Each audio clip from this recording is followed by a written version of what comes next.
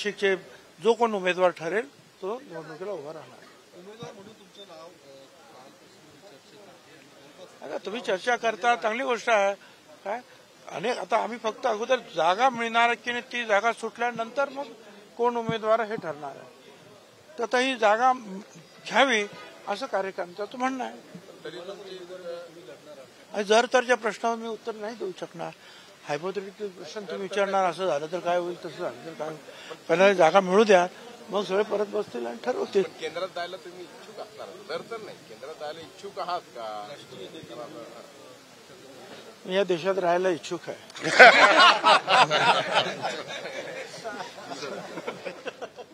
तर अजितदादांच्या बैठकीनंतर छगन भुजबळ बोलत होते, जागा मिळाल्यानंतर उमेदवार ठरवू असं सुद्धा वक्तव्य छगन भुजबळ यांनी केलंय।